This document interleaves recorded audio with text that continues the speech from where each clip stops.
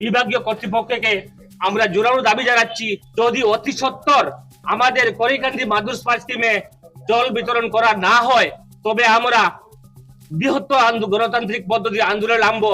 প্রয়োজনে আমরা আত্মহত্যা করব। প্রধানমন্ত্রীর স্বপ্নের জল জীবন মিশনের হর ঘর জল স্লোগান বুমেরাং হয়ে গেছে কাটিগড়ায়। একের পর এক অভিযোগ উত্থাপিত হচ্ছে কাটিগড়ার এতদ অঞ্চলে। এবার উঠে এসেছে আরো এক অভিযোগ, একটি পানীয় জল প্রকল্পের জন্য 1,46,00,000 টাকা বরাদ্দ হলেও নেই অর্থের হিসেব, নেই কোনো ফলক। এমনই অভিযোগ গ্রামবাসীদের। কাটিগড়ার করইকান্দির মাধুরপাড় পানীয় জল প্রকল্পে গত প্রায় 12 বছর থেকে পানীয় জল প্রদান করা হচ্ছে না বলে অভিযোগ উঠেছে।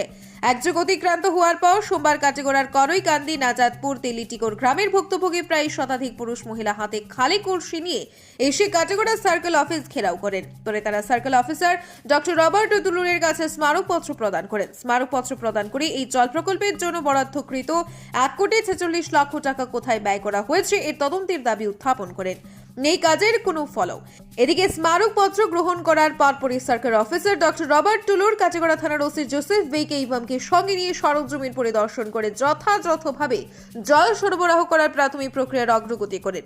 আগামীকালই বাকি পড়ে থাকা যাবতীয় কাজ সম্পূর্ণ করে 2-4 দিনের মধ্যে পানীয় জল সরবরাহ করার আশ্বাস প্রদান করেন সার্কেল অফিসার টুলুর। ব্যুরো রিপোর্ট, আজকের বরাক।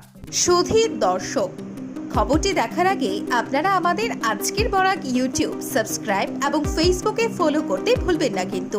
আজকে 2012 থেকে করিকান্দি মাদুরপাড় যে স্কিমটা 2012 থেকে বন্ধ।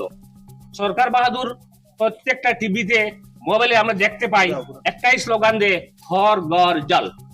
কিন্তু দেখা যাচ্ছে আমাদের মাদুরপাড় স্কিমের ক্ষেত্রে অন্যত্র।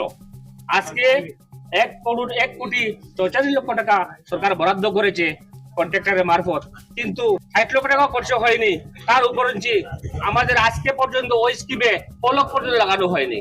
আজকে পর্যন্ত একটা বিন্দু জল পাইলে জনসাধারণ মানুষ অতিসপ্ত হয়ে আজকে বের হয়েছে কলসি হাতে নিয়ে।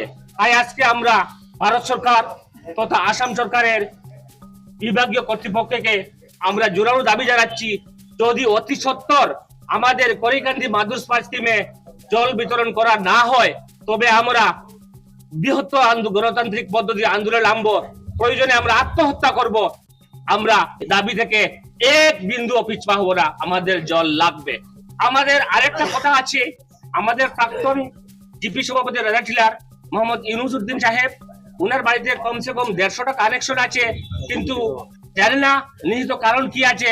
আজকে পর্যন্ত প্রত্যেকের ঘরে ঘরে হাইড্রেন লেগেছে, কিন্তু এই প্রাক্তন সভাপতির বাড়িতে যে অলমোস্ট 150 মানুষ আছে ওদের বাড়িতে কোনো জলের কানেকশন পর্যন্ত দেওয়া হয়নি। সেটার জন্য আমরা তদন্ত চাই বিভাগীয় কর্তৃপক্ষের কাছে। সাংবাদিক বন্ধুদের ভাইদের মাধ্যমে আমি কড়া হুঁশিয়ারি দিতে চাই সরকারকে তথা বিভাগীয় কর্তৃপক্ষকে, কেন মানুষকে এখন অবহেলা করা হয় তার অতি সত্বর আমরা জবাব চাই। মুখ্যমন্ত্রীর দৃষ্টি আকর্ষণ করে কইয়ার এখন আপনি যে জায়গায় কোটি কোটি টাকা ওয়াটার সাপ্লাই দিয়া রাখছেন পিএসি রঙ্গাইয়ে বঙ্গাইয়ে জল পাওয়ার নামে কোনো শুরু হওয়া নাই। জল পাইতে গিয়ে এখন আমরা সার্কেলের বিষয়ে একটা পিটিশন লেওয়া হয়েছে, অতি সত্তর আমরা জল পাইতে লাগবো। মাদুরপাড় যে স্কিমটা করছে গ্রাম হইল করিকান্দি রাজারটিলা জিপির এরিয়ার ভিতরে, আমরা মাদুরপাড় স্কিমে অবিলম্বে জল দিতে হবে। সঙ্গে যারা বঞ্চিত হয়েছেন এরা মনে জল পাইতে লাগবো, কানেকশন দেওয়ার লাগে আমরা আসামের মুখ্যমন্ত্রীর দৃষ্টি আকর্ষণ করিয়ার, বিভাগীয় যত আছেন সবার দৃষ্টি আকর্ষণ করিয়ার অতি সত্তর আপনারা স্টেপ লইন। আমরা এই স্টেপ যদি সলভ হয় না আমরা ধর্মঘট পালন করা হইব। আওয়াজ তুলো, আওয়াজ তুলো। মাদুরপাড় স্কিমে অবিলম্বে জল দিতে হবে। দুর্নীতিগ্রস্ত কন্ট্রাক্টরকে অবিলম্বে জবাব চাই, জবাব দিন।